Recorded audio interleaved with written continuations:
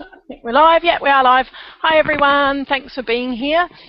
Just want to welcome you aboard. Tonight we're going to talk mainly about beliefs. I kind of originally put down mindset and mentoring, and if we've got time we'll talk a little bit about mentoring, but initially we're going to talk about beliefs and overcoming limiting beliefs.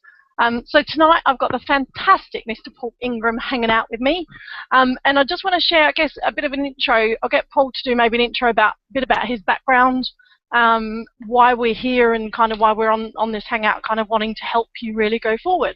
So Paul, do you want to just kind of say hello and give a bit of your background? Yeah, guys. Hi. As some of you may know, I'm Paul Ingram. Kindly being invited on here by Kylie. So.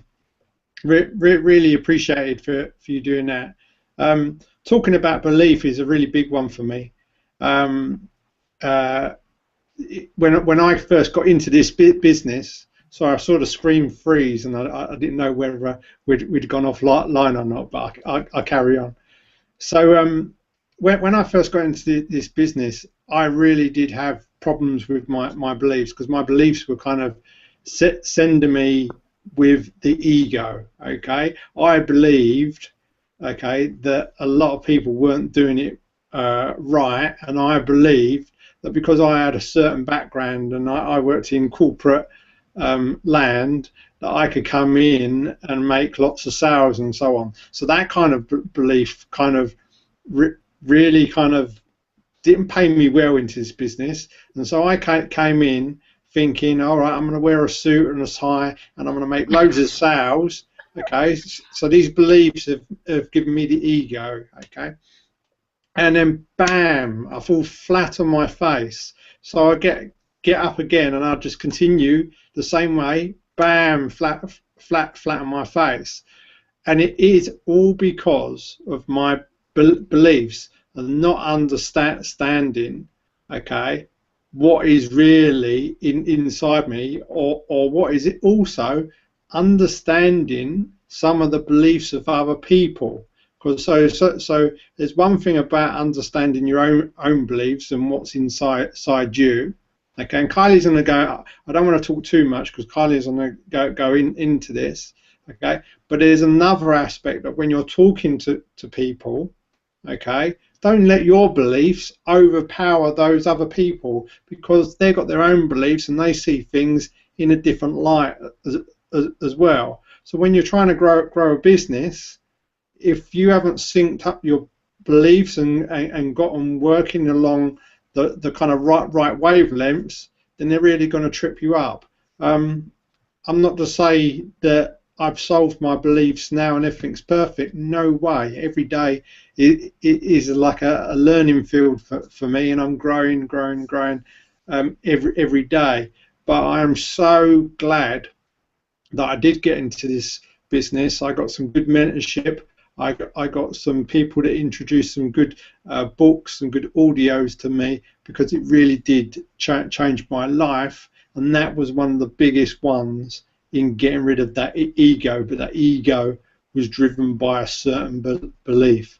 So that's me. I'll let you carry on, because obviously if I carry on, I'm talking to your material that I know you've got prepared. That's right. And then I'll add on a bit later. Yeah, cool, thanks. Paul does his own hangouts, you can tell, which is awesome, and that, you know, it's great to connect, and this is why we kind of have these hangouts, is to kind of, you know, bring different aspects, opinions and stories together so that we can help you move forward on yours. And yeah, totally agree. You know, beliefs, it's a growing process constantly as well. It's, you know, like you said, you're never over every one of your beliefs, or you're always working on your beliefs at any different level.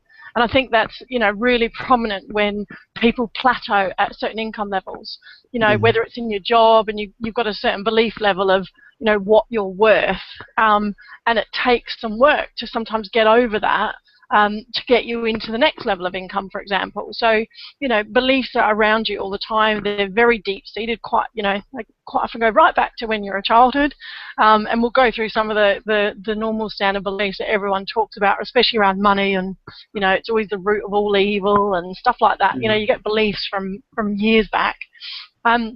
But my question was what I sort of wanted to talk about tonight, and please do put any comments and questions you've got in the box.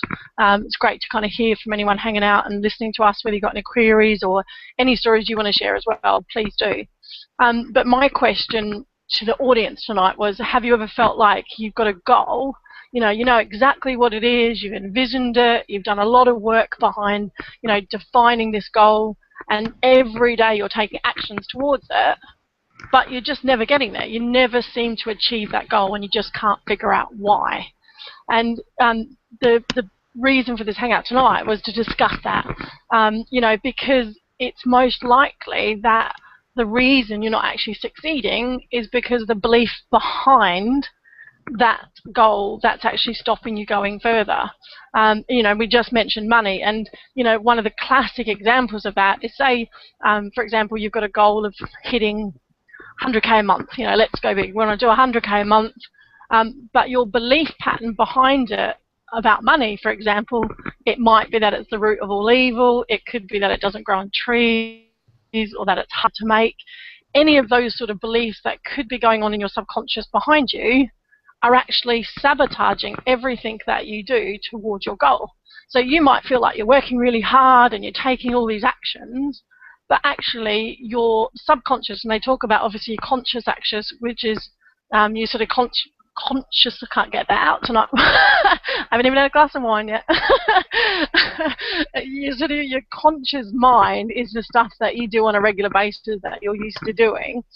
And that's the stuff that gets you to take actions. You're doing things, you're actually consciously doing stuff, but behind the scenes your whole subconscious mind is there to protect you, and it's normally a good intention. It wants to make sure you're safe, it wants to make sure you're secure, it wants to sort of, I guess, reiterate the beliefs you have about things, so it protects you.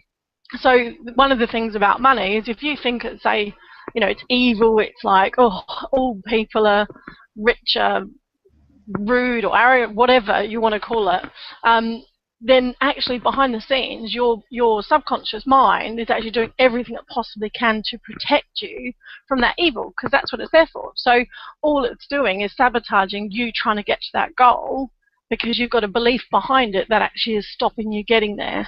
And we're going to go through the different areas where beliefs, like Paul mentioned, where beliefs can impact you, because it's not just about yourself. It's belief in, like you said, it could be beliefs in your team and things like that. So, there's kind of, I guess, 5 key areas about beliefs mainly. That's what I've kind of been learning about and kind of trying to focus on. And the first one is obviously beliefs about yourself.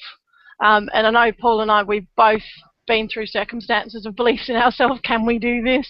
And it is working on things like that. So if you, again, set yourself a goal or a vision or a challenge to do something, subconsciously there's this little parrot or little devil on your shoulder, whatever you want to call it, sitting there protecting you, going, oh, I can't do that. Oh, what if I try it?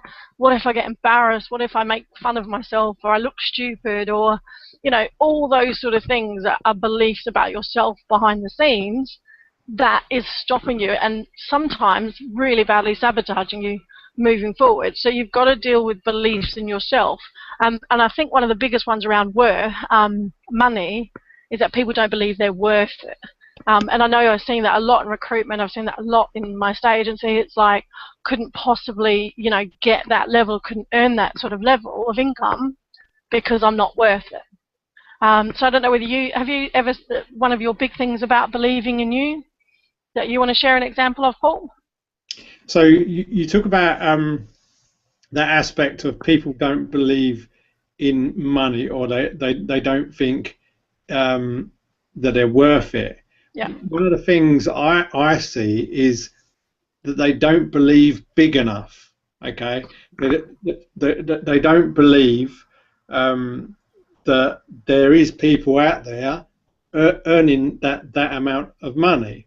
And so when you go around and you say, for example, oh, wouldn't you like to earn, say, $30,000 per month, or wouldn't you like to earn $100,000 per month, then that type of figure is just too much, because a lot of people are not even earning 10,000 a month. So to kind of treble it to 30 or the times 10 factor and 100 like 100,000 is just way off their scale, and that they can't even see it. And what happens is like I was saying before, that inner thing inside them kind of it's like blinkering them of what is possible. And when people in my team, and funny enough, I've got a couple of people in my team at the moment who are going through signs of doubt totally about this, as in can they make money. Now, one of the biggest things that you should always do with belief, okay, is try and twist it round, okay. Try and prove it wrong, okay. So if you believe in something, either prove it right or wrong, okay.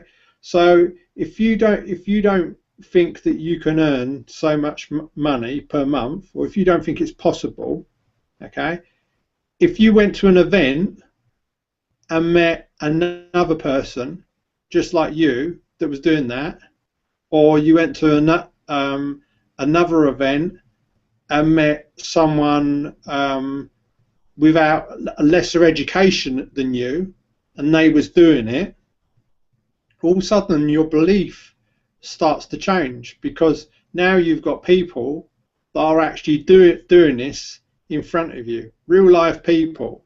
And the good thing that I've always kind of found from events is that you go there and all the people at the events, they may be leaders, they may be earning 30,000 a month, they may be earning 100,000 a month, and I'll put a disclaimer in a minute, but the thing I've always found with them is they're just people like you, me. They're nobody special. The only thing that is special about them is they're not typical.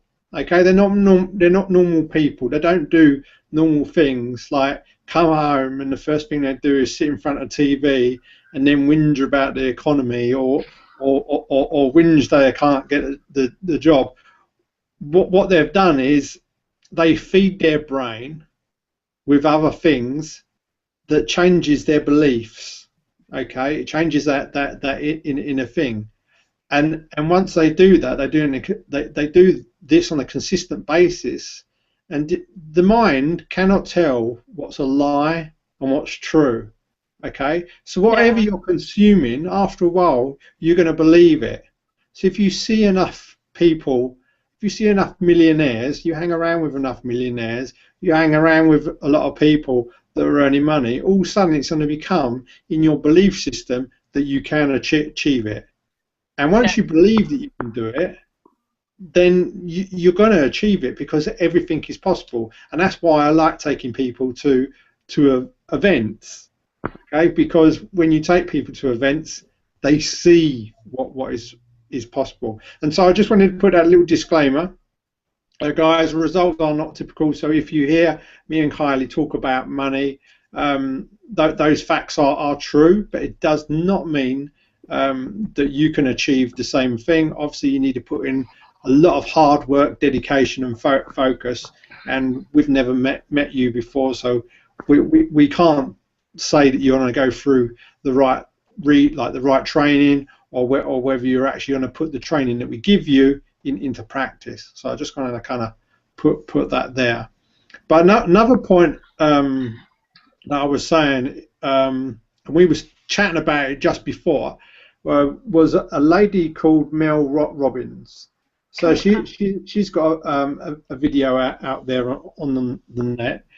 She was talking for TED, and she was saying that within any one of us, we've got this inner self that kind of jumps out in front of us sometimes and just goes, a hand comes up, okay, and stops us doing things, okay.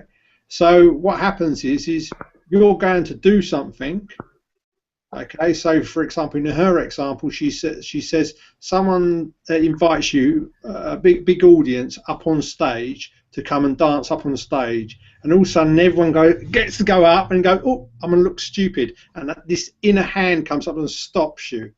Okay, that happens to everybody, and that is what's stopping people believing in money, believing in most things. If you want to go and speak on stage, all of a sudden this inner thing comes in, and like you quite rightly said, then goes and sabotages it. So yeah, cool. Some really good examples there of, how to, I guess, in a way, also not just kind of what's going on in your head, but sometimes how to overcome them. If you've got doubts about yourself, is like you said, surrounding yourself with people that are, like you said, either a below income or the same income level as you is not going to give you the incentive or the belief pattern that it can be done. And yeah, like I said, I was at a great event on the weekend, and some of the figures I was going, really? You're really earning that? And it's, even my belief levels are stretching all the time. And, it's like you said, unless you're circulating with people or getting around people, or like you said, going to events and actually just seeing that they are normal everyday people, you'll never stretch. And I guess that's one of the things that I did when I first decided to leave the corporate world was I took some time out and I went to different events because I wanted to explore that there's different avenues out there for people to do rather than the kind of standard 9 to 5. And it wasn't until I took that time and actually gave myself time to process that, hey, there's a different life out here and actually people are living it, that I started to believe it, because I'd always been in that corporate frame. I'd always worked my way up the ladder, and it wasn't until I started to explore and give myself the headspace in a way and the kind of the know-how is when I started to change my path. And, most people don't. They're stuck in that 9 to 5 grind. They're working every day. They're getting their paychecks. They're going home. And they don't give themselves headspace to actually even realize that there are different lifestyles out there. And until you start to see those lifestyles and people living them, I know people that are living on beaches every day of their life, having a fantastic time. One of our leaders is traveling around the world. He doesn't even have a home. He just loves to travel.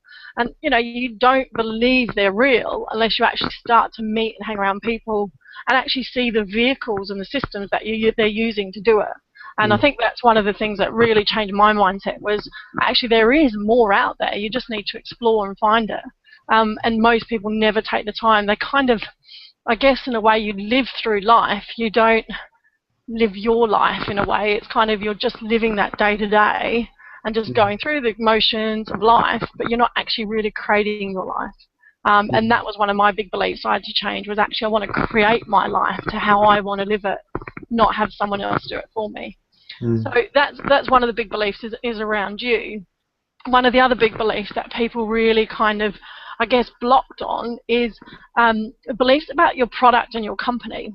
I've been in a estate agency for a long time, and we always used to say you always see the negotiators, and someone would get a property on, and they'd go out, and one of the negotiators would fall in love with it, and the other one would go, oh, it's on this road, or it's near this, and they just didn't have that same enthusiasm, and they didn't believe they were going to be able to sell it. Whether it was the price, they didn't think it was priced right, or they found some sort of objection about the property. They actually struggled to sell it. And you always knew that when someone come back from a first viewing on a property, who was going to sell it first. And it was because they had belief in themselves that they could do it, but also they believed in the product, they believed in the price, they believed it was good value, they believed that they had the buyers for it.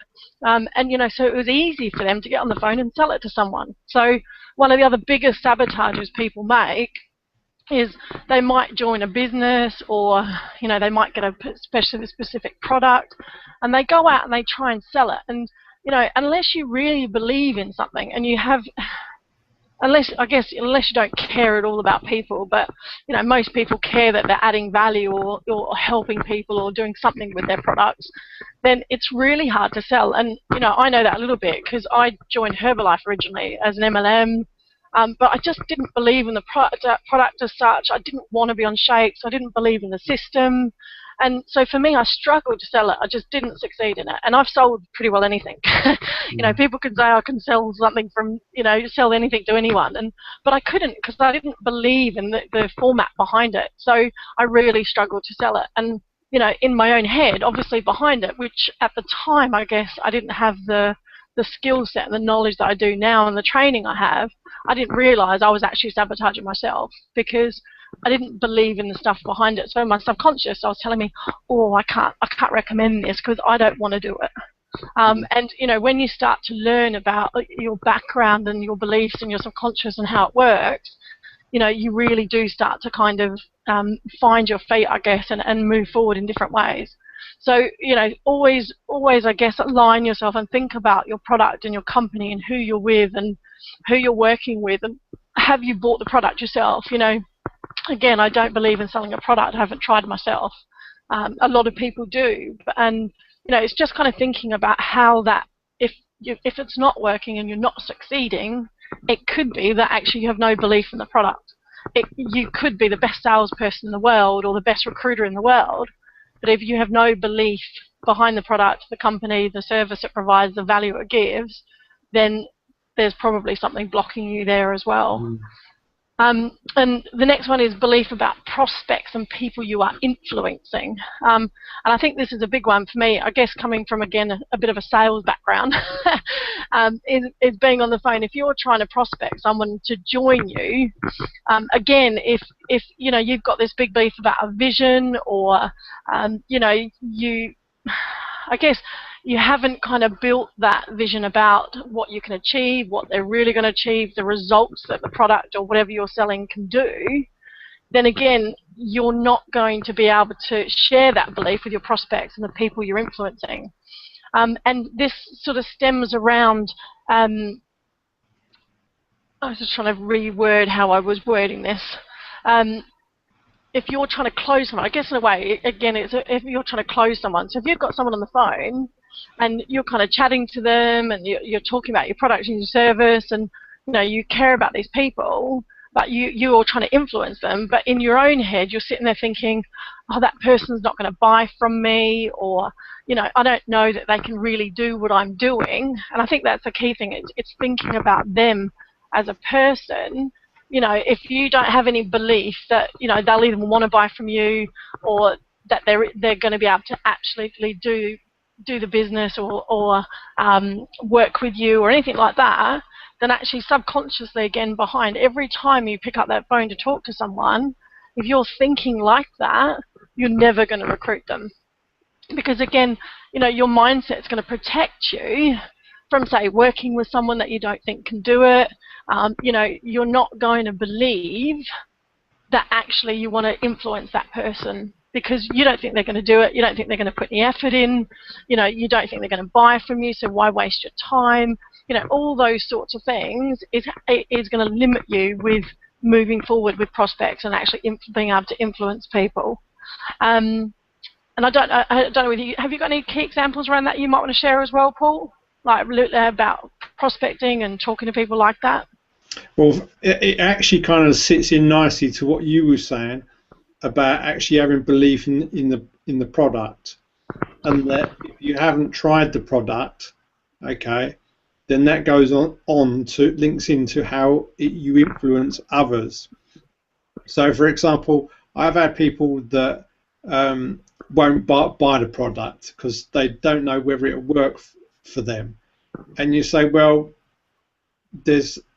I can tell you as much about the product as possible. I can tell you how it's helped me, okay, and this is my experience, and hopefully you'll have the same good experience as I've had, and all the other thousands of people, but they still won't do it. So then it goes back to what I was saying about that if you've got if you don't believe in something, or you've got a limiting belief, we'll try and prove it right or wrong, okay? So go and purchase a product, go and try the product, okay? Then you will know if it's not going to work, and you will know if it is going to work. Because at the end of the day, if you're just going to be afraid of purchasing a product, okay, it's holding you back. You're not going anywhere. At least if you make a decision, okay, and it's the wrong decision, then you can change where you want to go from there. But at least you've moved forward. So going on to how you influence people is that I've always found that once I get the product, okay, that now I can talk about the product. I understand what's in the box, okay? I understand how what's in the box has influenced me and helped me. And so what I've got is I've got examples to share with people. But if I just kind of go and speak to someone and just say, well, it's a nice box, it's black, it's got, and if you open it up, it's got all these kind of shiny whistles and bells inside or whatever, they're not gonna, I'm not gonna influence them in a positive way. But if I can talk to them and show them and say, well, before I got this box, I was this type of person, I was a negative person, and I had disbeliefs about making money or whatever. And so I went and bought this box, and when I opened this box, oh, it was amazing. It kind of gave me the confidence. It showed me easy step-by-step ways to get over something.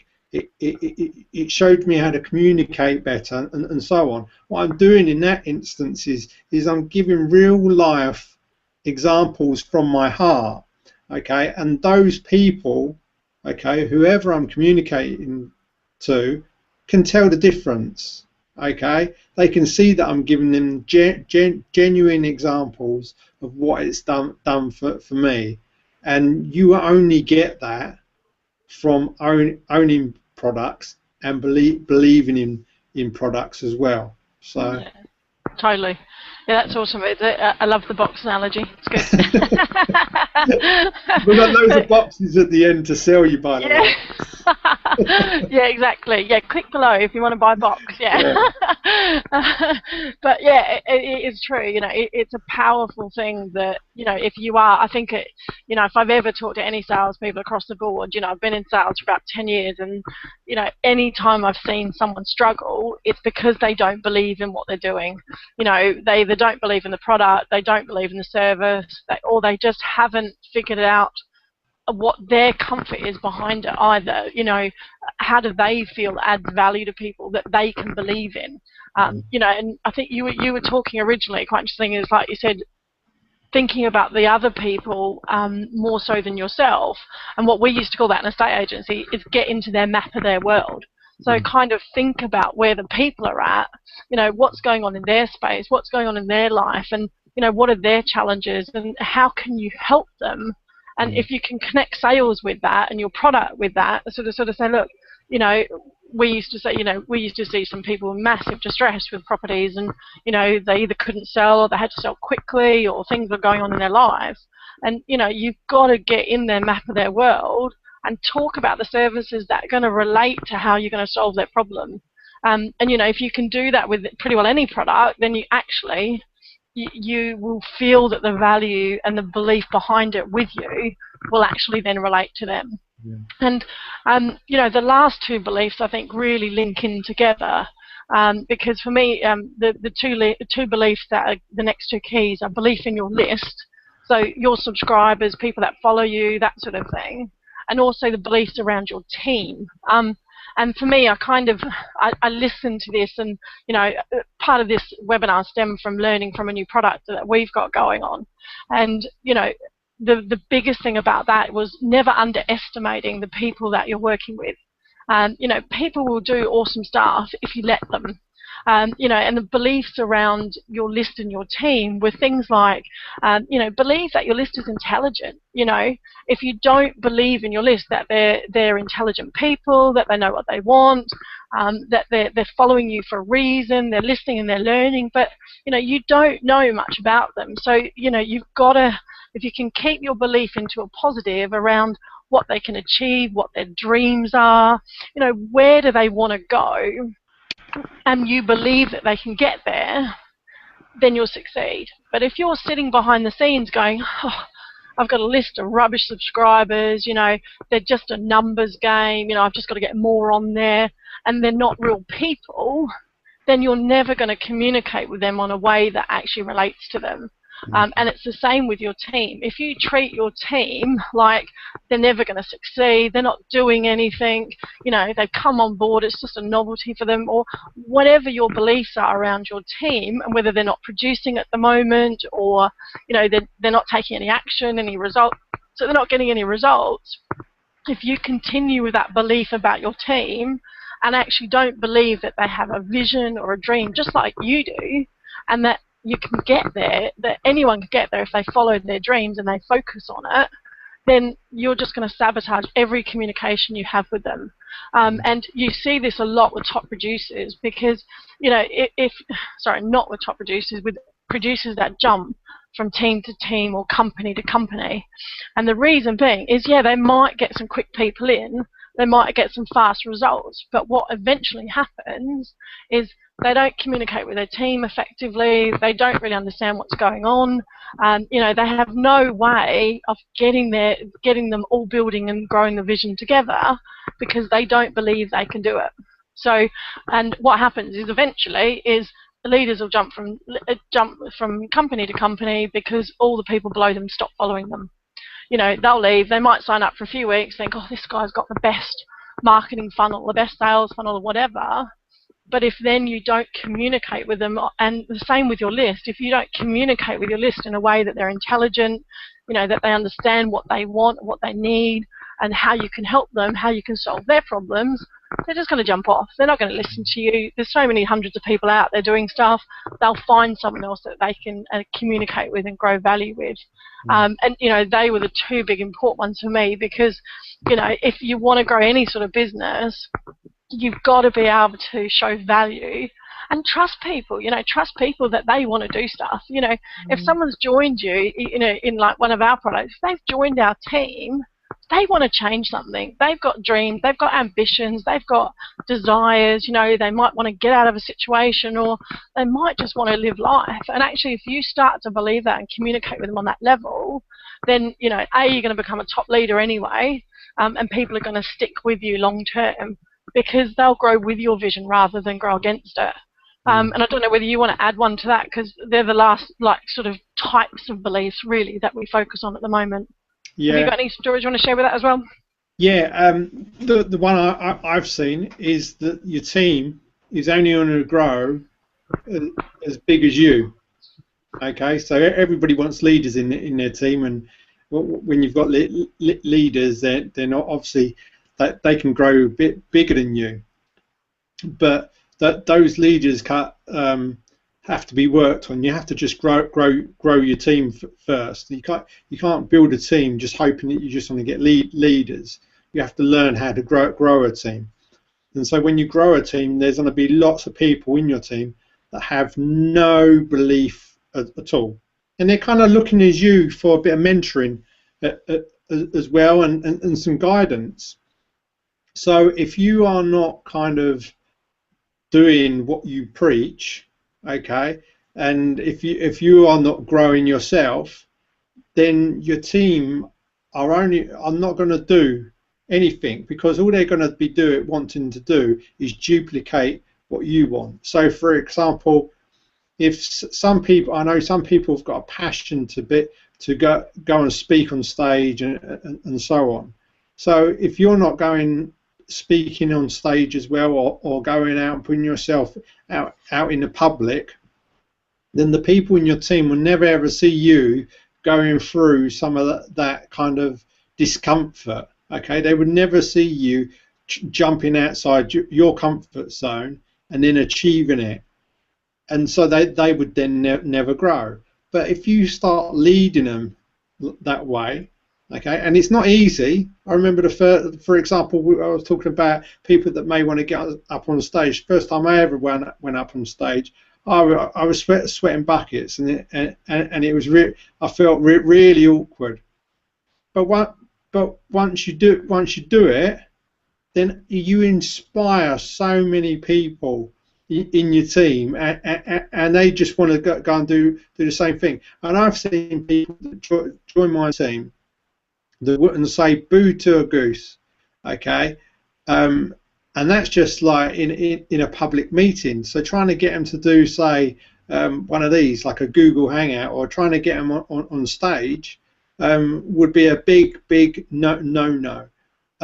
But now I've seen some of the people in my team who are the quiet ones, gradually over time coming outside of their comfort zone, and it is all because of they're following, say, other leaders. They're following some examples that I've been doing.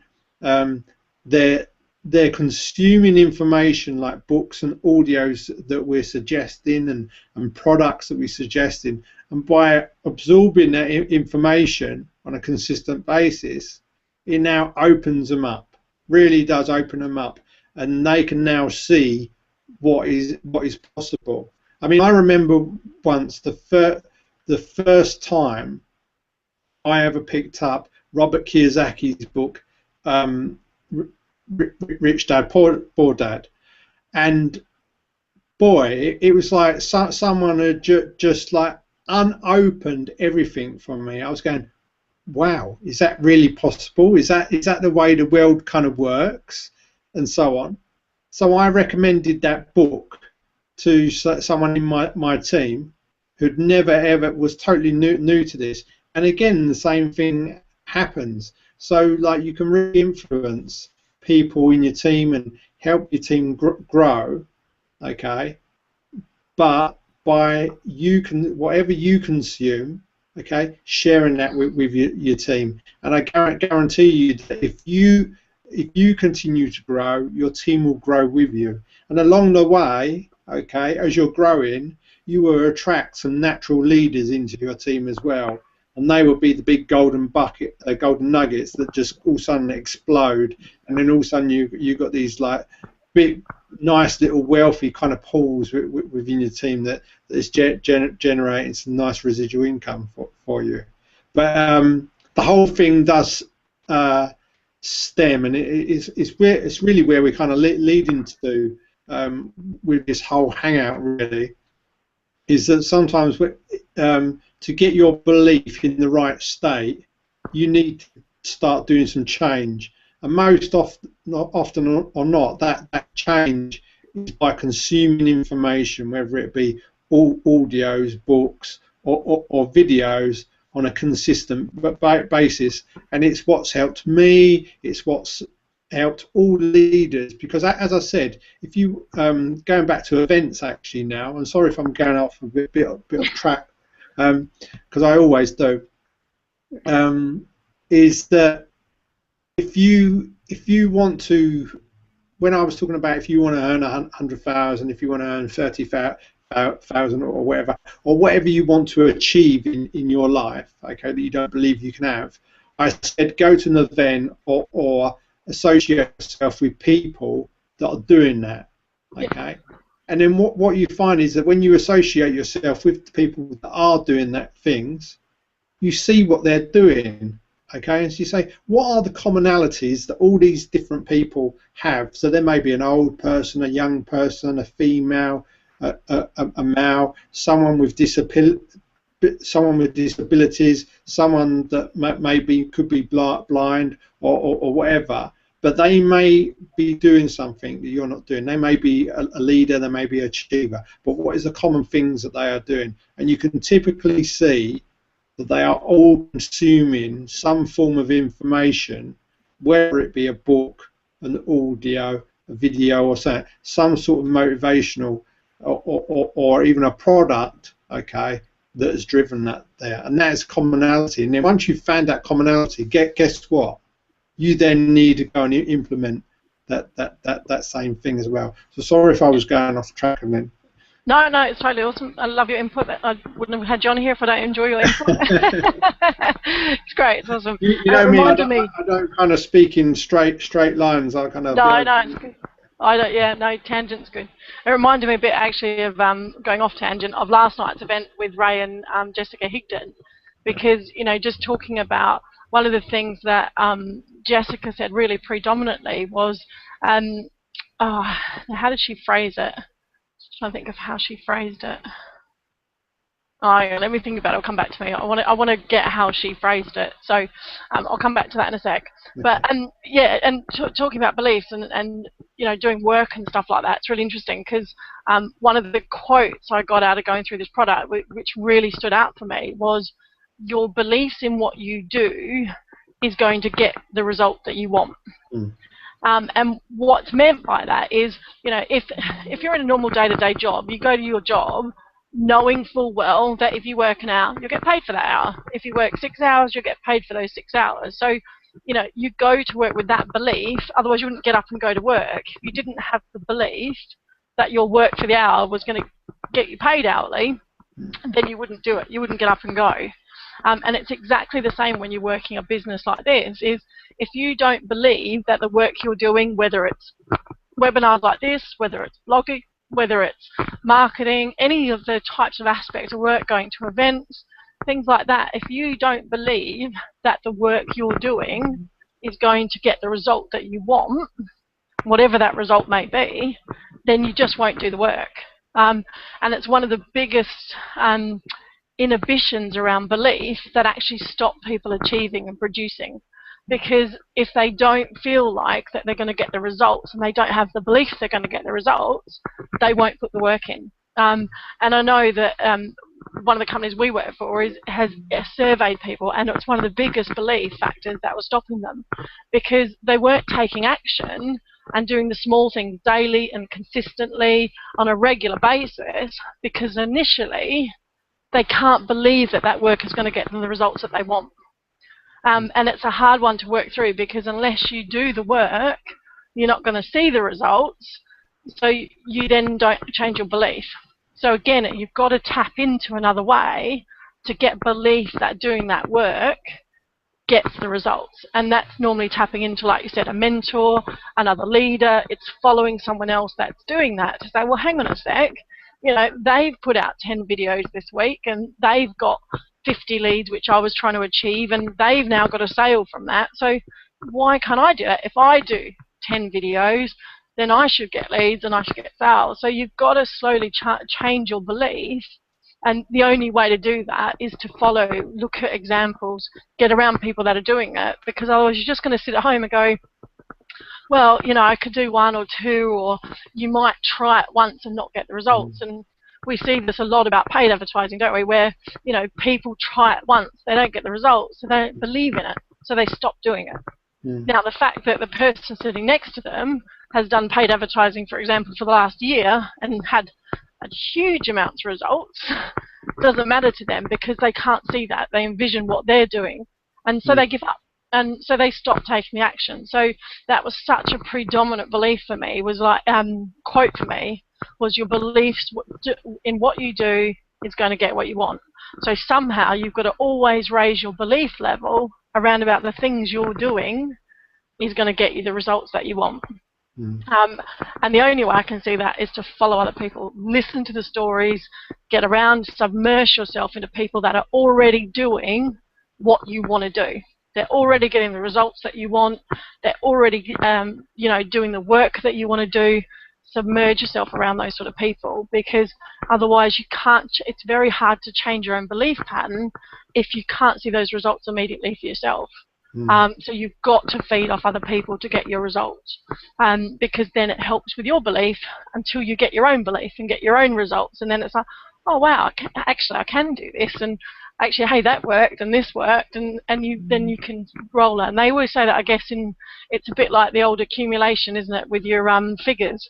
Once you get past that first bit and you start to add them on together, they accumulate, and it's exactly the same. And if success breeds success, and that's exactly why, because they've gone past that belief factor, and so suddenly they've got belief in themselves. So all of a sudden it's like, oh wow, I can do this. So their belief levels grow and change, and you're like, that's how they've done it, and this is how you do it. And so all of a sudden it's like you've gone from this kind of, I guess it's that grind struggle stage, isn't it, where you're grinding and struggling, you're like, oh, I can't do this, can't do that, don't know about this. And once you start to build your belief factor, like they say, it's easy. the first 10K is the hardest. After, next 10, 20, 30, 40K is actually a lot easier. Yeah. And if you're talking to millionaires, they'll go the first million's the hardest, and actually the second and third and fourth is easiest. Yeah. It's like most people that they're so scared of moving forward because they believe that it's gonna fall apart, that they're gonna fail. But the thing is unless they take action and actually go for it, okay, then they're not gonna move forward. So, for example, if you want to go from A to B, okay, and there's never ever a straight road to get there in whatever you want to do.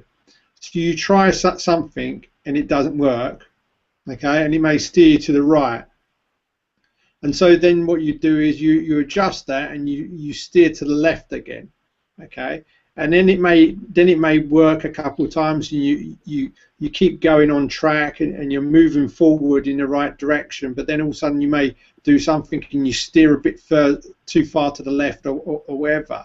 And so what you're doing is you're taking this bit of a kind of drunken zigzag of a line to your destination. But at the end of the day is you're getting closer there. So you may get to a situation where you're 60% closer to getting your final goal, okay? But where you were on the start line, you were totally scared of even moving, okay? You was paralyzed. So think, okay, even though you haven't achieved your goal, what's better, okay? Being 60% nearer to your goal, or being back on the start line, petrified or not moving at all. Okay, and what I find, and I liked it when you said that, like the accumulator, because most people they go into their work and they do this their 9 to 5, and that's what they believe work is. So when they look at what we do, and they think, oh, that looks a bit hard, that looks a bit more harder work than what I do in my 9 to 5, so they don't believe that they can do it. But what happens is where things accumulate, all of a sudden they just peak. You only have to do a small little change, and then all of a sudden it shoots up. And that is the difference between where normal people are at the moment and them achieving their goals, okay, and succeeding. And it's just some small actions they need to take on a consistent basis. But that is the biggest hurdle for most people. Okay, yeah. That is the 97. That's when you hear 97% of people don't achieve things in life, is because that little bit there. Okay, but if only they kind of, okay, I'm not trying to convince people, okay, but only if people were open to belief, okay, and say, right, you may not believe it now, okay, but try and prove it to yourself. Put some stakes in the ground to kind of either disprove it or prove it, okay, yeah. And then go along those lines. So. I like that way of looking at it. I like that. It's prove yourself wrong in a way, isn't it? It's like, before even starting to say that you can't do something or, you can't possibly, well, at least like you said, give it a shot, prove yourself that you can't do it, and then if you can't, well, then it doesn't matter, off you go, but at least you've given it a shot. I like that. Prove yourself that you can or can't do it. Yeah, I remember once, going off track again, I was starting to get involved with Facebook ads. I hadn't done much with Facebook ads. So I didn't have a lot of confidence that I was doing it right, didn't have a lot of confidence that I was doing it wrong and it was going to work. And but I just gave it a go. Anyway, it went pear-shaped. It totally went wrong, okay? And I spent a lot of money and I got very few leads or prospects from it. But the thing is out of the few results that I got, okay, and even though it cost me $200 to $300, I think it was, to get this small amount of prospects, and it was only 12. So I spent 200 and something dollars just to get 12 leads. We've all done that. one of those leads, okay, turned into $1,000 sale. Yeah. But that's what I was saying is sometimes go out there to fail. Go and prove yourself wrong. Go and prove that something doesn't work rather than say it doesn't work. Yeah. Sometimes it may just surprise you and pay you in dividends. Yeah, totally. And it's like you said, and sometimes you might not get the immediate results as well. And I think that's the other thing is, where, you're talking about the 97% fail in this industry, it's because most people go in with the mentality that they're going to get overnight results. And it's like, anything that you do, whether it's, playing football, whether it's having a netball game, whether it's, anything in your life that you do, there's always some sort of learning curve. But the results at the end are worth it. And it's like, and I see this all the time with people in jobs and stuff. It's like, oh, I couldn't possibly do that. And people come up to me all the time and go, oh my God, how did you learn this stuff? And it's like, well, I just did it bit by bit slowly while I've been working. And it's like, they forget what they were like when they first started their job. And I think that's the other thing is you get stuck in your own sort of, I guess, box and skill set, that you forget what it's like to learn something. And it's really rewarding. This is the thing I found. It's actually really rewarding learning something new and challenging yourself. And one of my good friends, she's got a bucket list, and she doesn't call it a bucket list because she doesn't want to think about dying, but she calls it her challenge list. And every year she chooses at least one thing to challenge herself to learn. And it's just that we've chosen online, and it's because we wanted to change our lifestyles and where we work and how we work and spend our time. But it could be like, I know, Paul, you've done this many times, is parachute jumping. Something, challenge yourself to do one thing. Say every 6 months, that takes you out of your comfort zone.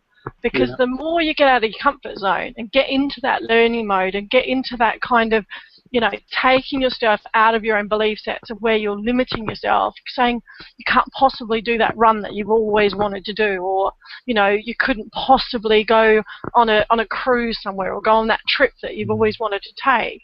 Actually, if you start challenging your own beliefs, like you said, you'll find that they're either true or they're not true, but you've had fun trying.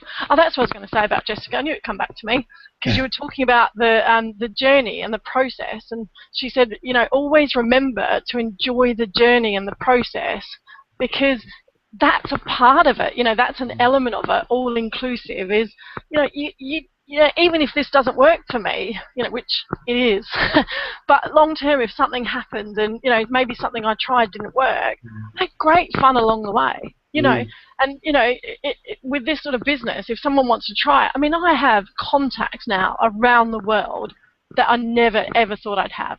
And it was like Ray coming to London. He had no idea the support he had in London that would come and meet him when he got here. Yeah. And it's exactly the same because his belief wasn't there. He didn't believe that he had that much of a following. And actually, it was sold out literally within, I think, a couple of hours and putting it up. They had to get an extra room. That's how much it went. Yeah. But again, he challenged his belief all the time that he could put this on. And it wasn't until one of his mentors told him to do it that he even put it on. He originally wasn't going to do it. And I think that's the other thing, the benefit. And we were going to talk about mentorship tonight, but I wanted to do this belief stuff first. But, having a mentor, having someone that challenges you really does take you to a different level. So, he suddenly filled a room of a couple hundred people where he didn't think he'd get anyone there. Now, that was someone else believing in him first before he believed in himself. Yeah. And now he's going to come back again. He's going to do another big event, and it's going to be much bigger and better. And that's where having the right mentorship and the right team to work with is they can help you have belief in yourself before you actually get the belief in yourself, because someone will challenge you to take that step. Yeah. So I'm conscious of time because it is 10 to 10, and we're meant to be going through the 14 steps of limiting beliefs. So what I'm going to do is I'm going to try and put out a PDF of this afterwards to kind of give you a bit more info anyway. So anyone that's been on here, I'll put it in the link box later. But I'll just go through. I think I might highlight just a few of them. I think to try and, the idea is to try and obviously identify belief first. I think that's always the key, is you've got to identify where you may be having some sort of block. So, you know, if, for example, you're stuck at an income level and you can't break it, you've probably got some sort of limiting belief around finance. So you've got to try and find that limiting belief around money that's stopping you moving forward. So think about the beliefs and try and note them down. You know, when you hear that little shoulder tapping on your head going, hey, you can't do that, just write them down, then deal with them. Deal with them individually as you go, but just maybe make a note whenever it comes up and, you know, you get that sort of element where you know you're not pushing yourself forward, make a note of it and then go through this process. And, you know, we are limited on time. We can't go through the whole how to do everything, but I just want to highlight a few of the key things. So I'll just go through the 14 beliefs first and just give you a few examples of a couple of them as we go. So the first one is positive intention. And this is kind of what we've been talking about a lot tonight is, you know, your subconscious has a positive intention behind it. You know, it's to protect you at all shapes and forms. So if you can convert that positive intention to, you know, it's like if you've got, say, a negative aspect about money, and you can convert that positive intention behind the protection to say something like, actually, if I have more money, I have more security, I can actually protect my family more, I can actually protect other people more, and actually I can provide better security for myself. Try and overcome that intention with a positive intention behind it to alter that intention. So, you know, starting to think about, you know, for example, why that blockage is coming up, because it'll only be there to protect you in the first place. So whatever type of block you've got, whether it's a fear factor of doing something, trying something, think about the positive intention behind it and then associate that positive intention with a different aspect to say, hey, that's great that you want to protect me, thanks very much, but actually I can protect myself more with money. Or whatever that block is. I'm using money as an example because obviously we've been talking a lot about money. So positive intention behind the limiting belief. So try and work out what that is and then identify and go through the process with it. Number two is redefining the belief behind it. So that's looking at the characteristics of the belief to maybe redefine it to mean something else. And I'm not going to go through with examples of each one of these because I won't have time.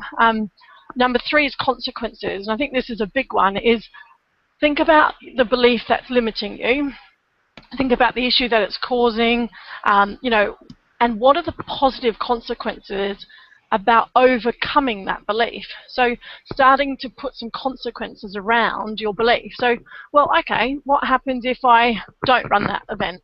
You know, I don't go and challenge myself. Well, maybe nothing might happen, but think about the negatives behind the belief. So it might be that you don't get fitter. It might be that you don't train for it. It might be that you don't, I don't know, look good in front of your family because you've always wanted to achieve something. List the negative beliefs and then list the positive beliefs. So what are the positive consequences of actually going out there and doing that? You're going to feel fitter. You're going to feel amazing. You're going to feel a sense of achievement. You've done something that you've always wanted to do.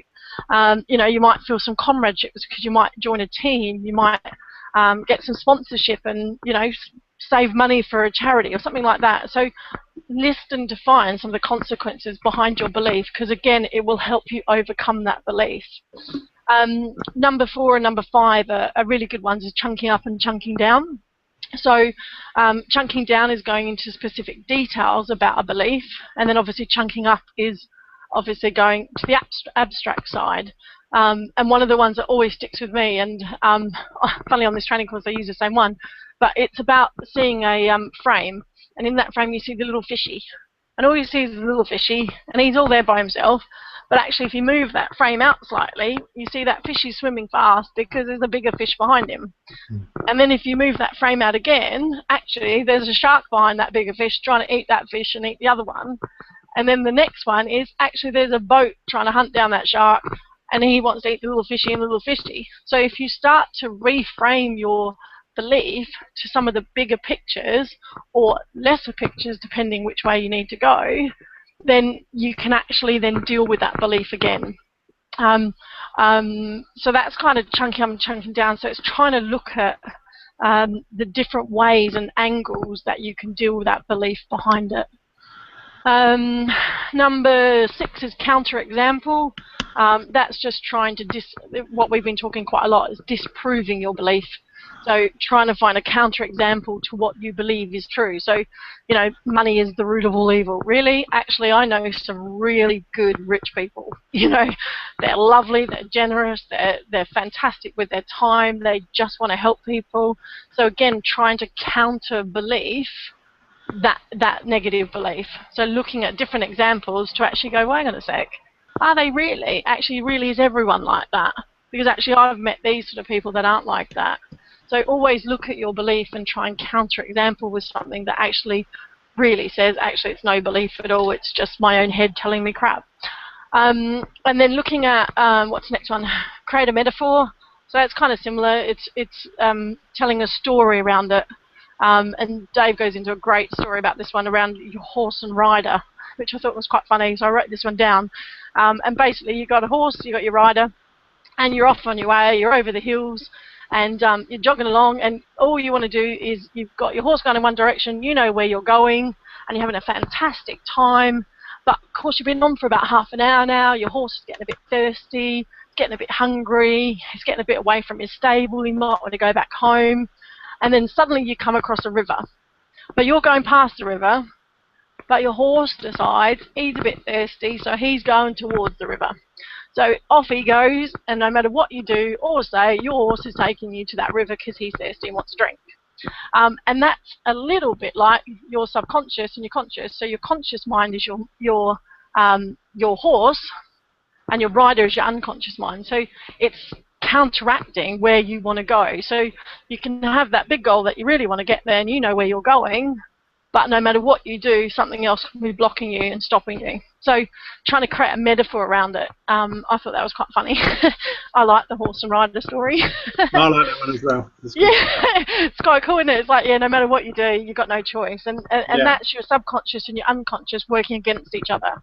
Because no matter what you're trying to achieve, your subconscious is trying to sabotage that. And again, it's the same thing. It's like no matter where you think you're going, your horse ain't going to go there if your beliefs behind it aren't heading that right direction.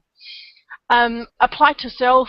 I haven't done much on this one, but it's applying the belief back to yourself. So it's trying to reflect back on yourself. And I guess it's trying to get you to think about how you see stuff. So, well, actually, if I thought that, how would I do? Or what would I think? Or how would it affect me?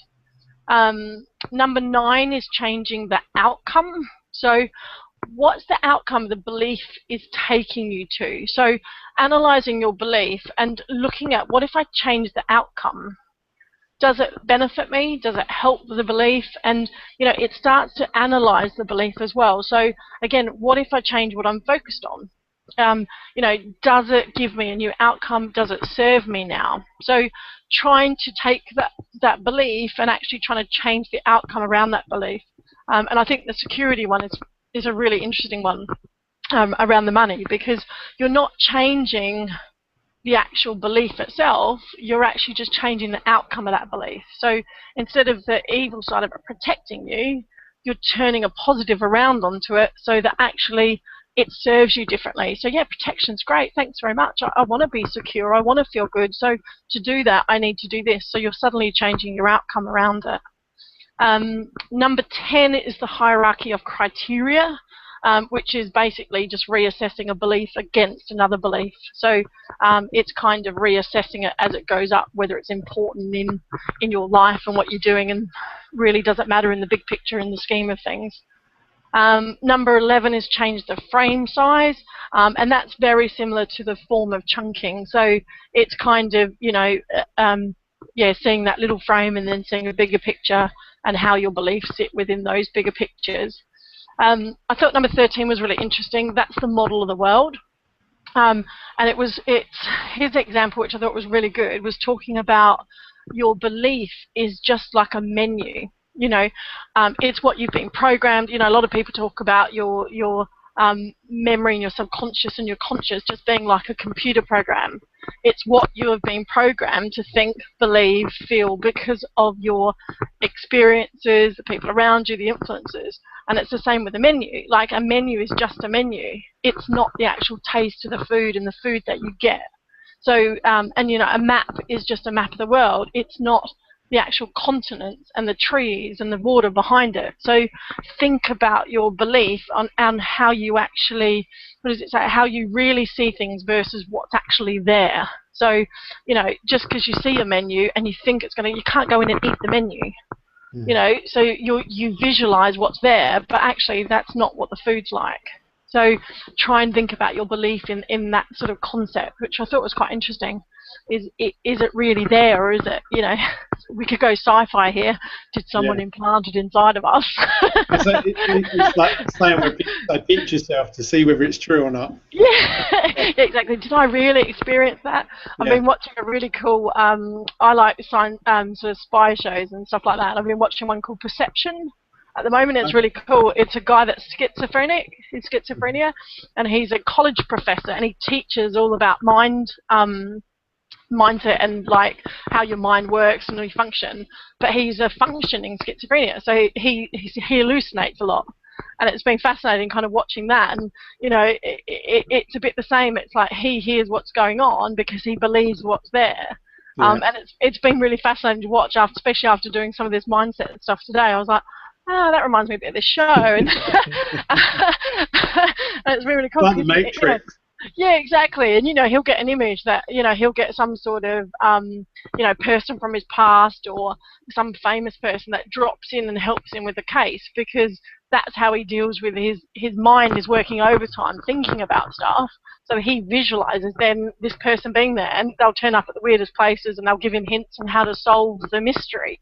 And it's fascinating to watch, but again, it's how your mind is complex.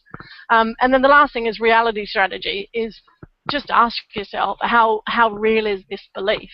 You know, is it just a fear factor, or actually is it a real belief because there is a real reason, like, hey, if you do that, it's going to hurt you physically, you know, or actually, is it really going to hurt? Yeah, you might get a bit of pain for a while. You know, it's like when we were talking to, obviously, Ahmed the other day about his run.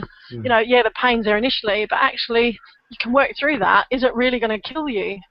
No, it's not. You know, you might feel a bit of pain to start with when you're starting a new exercise regime or doing whatever you're doing. But actually, is it really going to kill you? Is it really that big a deal? So kind of put some reality around what's stopping you and you're limiting. And it's like you said, it's challenging yourself to do something different because you don't know what the results are. So sometimes it's worth trying something new. It's like some people have got that connection with money too strong that they're afraid to spend it. You think, well, if you spend that money and you lose it, okay, at the end of the day, all you've done is lost money. You haven't lost your life. Now, I'm not saying that losing money is a good thing and whatever. Like, be true to yourself and don't go wild and spending loads of money. Everyone goes broke tomorrow. Thanks, Paul.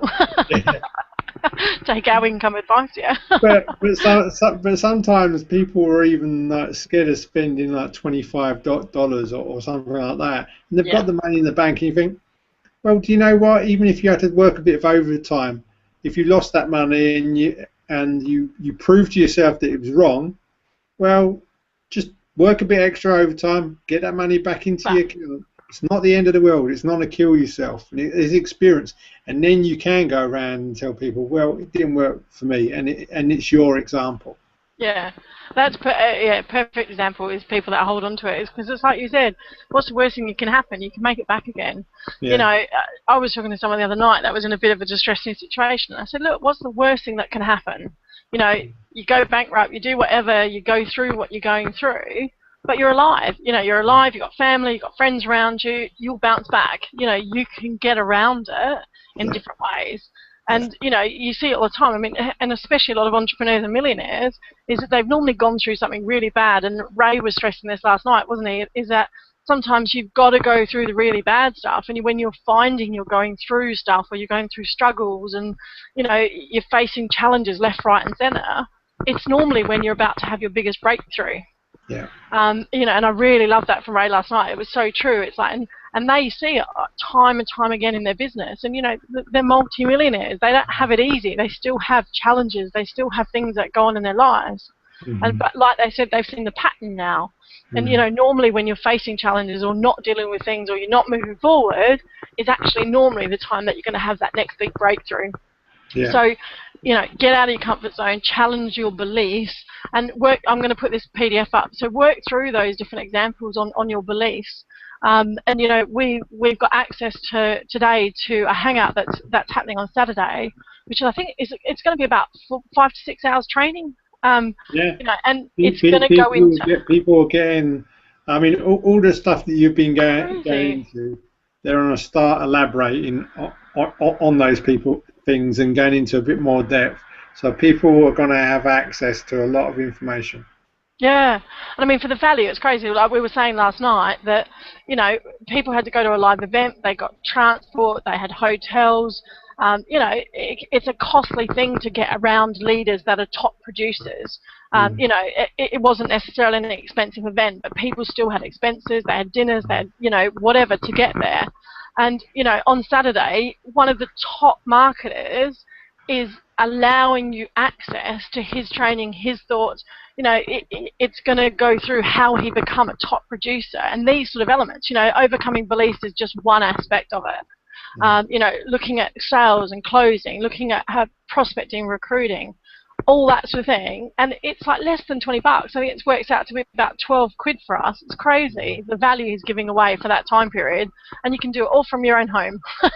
You know, you don't have to move, you don't have to go anywhere, you can take it all in as you go. So anyone that wants to expand and just learn more, like you said, you've got nothing to lose with this one.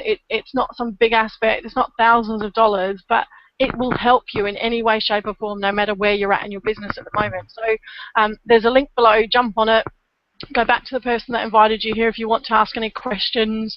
But, you know, this one for me is a no-brainer. It was a bit like seeing Ray in London last night. You know, it's a no-brainer. And I couldn't believe people hesitated to get a ticket and then wondered why it sold out. It's like, seriously? Someone like that is providing value and you don't get there. Yeah, they left it right to the end. Yeah, and apparently. Also, there was a lot more leaders that turned up. Yeah. As well. I know it was Ray's and Jessica's events, but but the leaders were there. There was leaders turning up just to come and see him, and that was. Look at Shaq. I mean, Shaq's a millionaire, you know, and he didn't hesitate to turn up at that event because they're always learning, they're always growing. You know, Paolo was there, who's another top income earner. You know, they know the value of learning constantly and having access to people like that. So, you know, you've got a top marketer like Dave sharing all his secrets on what he does to become I think it's probably the first time he's actually revealed to anyone outside how he recruits. I mean, you know, he was the top recruit in Amway. He's been the top recruit in 4 of his businesses. You know, he's now the top income earner in what he's done. He's created a business around recruiting because he knew he could teach people how to do it. And I think this is one of the first times he's done it to an external source where you don't have to be part of Empower Network to get it. You know, it is. You just have to literally sign in, watch the webinar, and take it from there. And I think that's the most valuable thing I've seen is someone giving their outside to different people. So it doesn't matter what industry you're in, you can learn from one of the top producers around the country, all for less than $17. So it's nearly a tenner for us. It's crazy. Not even as much as a couple of Starbucks coffees. And that's what I really like about it is because it's not linked to any one product. It doesn't matter what you're trying to sell, whether you're trying to sell, I don't know, potions or whether you're trying to like in the industry or whether it's making money online or coins or whatever you're doing. It really, at the end of the day, it doesn't matter. As you said, that Dave in various different companies was a top producer in that. And and I think people are now realising is it's not down to the product. There's so many people who've gone through this industry and said, "Oh, it was a rubbish product. Oh, it was a product for and it wasn't.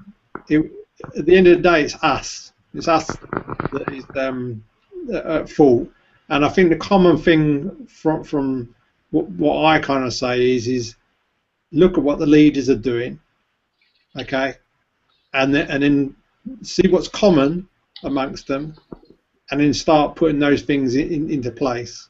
And Dave's going to be going through all this in his training, so I'd really advise people to limited seats, isn't it, as well? So I think they've got over 1,000 already registered, and like I know the price went up because originally it started at 7. They said when they hit a certain price point with limiting seats, so it's going to go up again. I think it goes up again at least before that, so you need to get in now before it goes up, because I already missed some people getting in because some people emailed me saying, oh, they missed the $7 one. So it's like crazy because now it's 17. You know, it's ridiculous. But I know it's going to go up again before the event on Saturday. So, you know, again, don't hesitate. It's a no-brainer. It's going to teach you stuff you can apply in any of your businesses. You know, like you said, whether you're in, you know, weight loss or whatever you're doing, it's going to help you either increase your actual sales and your results from selling, help you with selling, say, high-ticket items, things like that, or just increasing your team and building your team. He's going to cover all those different aspects and just becoming a better person yourself. You know, it's like you said, this is a journey. Any entrepreneur, it's a journey, and it's about learning and growing yourself. Even if you can, I mean, this stuff that we've been teaching tonight is just part of the product.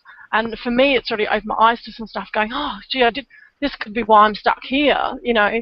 And, you know, you just don't think about it on a day-to-day basis. So, you know, expand your mind all the time, be open to learning continually. You know, because like you said, the top leaders always learn. You know, that's why they show up at events like they did last night, because they know even if they're on the same income level as someone else, they can always learn something. They'll always pick up something new that they didn't think about or didn't know. So just jump in. I'm going to call it a night. It's nearly quarter past 10. So for this being a quick hangout, we've gone on for a while. So I've done well. I've got you to Paul. extend on your hangout. I know. I'm impressed. Well done. Thanks for joining me. It's great. And yeah, I'm going to drop the link in for the PDF. So if anyone wants to just kind of get those 14 things again as a quick summary, then that'll be in there as well. So awesome for hanging out. Thanks, guys, for being there, and hope you've got some value out of this. And we look forward to seeing you next week. Yeah, guys, thanks everybody. Click on the link below, guys. See you there. Yay. See you there on the hangout. That's going to be a long day Saturday.